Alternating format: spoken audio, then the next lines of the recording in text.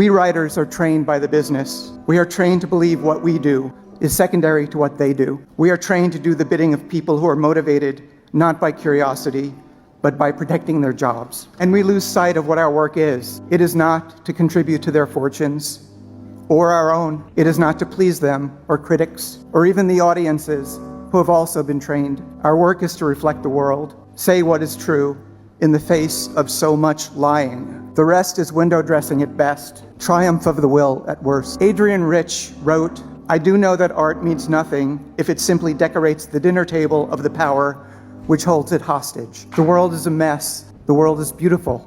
The world is impossibly complicated." And we have the opportunity to explore that. If we give that up for the carrot, then we might as well be the executives, the et ceteras, because we have become their minions. I have dropped the ball, wasted years seeking the approval of people with money. Don't get trapped in their world of box office numbers.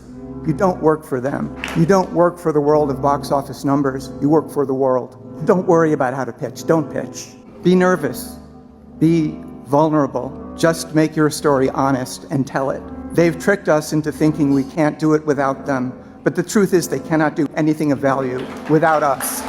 I love this speech. This is one of those clips that I'll share every few months because it's just such a beautiful reminder. It gets me motivated every time I watch it. And clearly he's talking about executives, the big studios, where the number one value is profit. So much so that they'll sacrifice a great original idea because it's too risky. But it's funny because I work with the studio. But the reason that I work with this studio is because everything Kaufman is talking about in this clip is what they care about. It's what they're passionate about. Because rather than the executives at Kino Lime, the studio, determining the movies they're gonna make behind closed doors with politics and all that bullshit involved, they're letting you and me determine the movies they're gonna make. Like right now on their website, there are 26 treatments submitted by screenwriters. Hundreds were submitted, but only 26 made it to this round. And you can go on their website right now and read these treatments and vote on your favorites. And by the end of the competition, only one of them is gonna win. And the one that wins is going to be optioned by Kino Lime and made into a real movie with a real budget up to $15 million.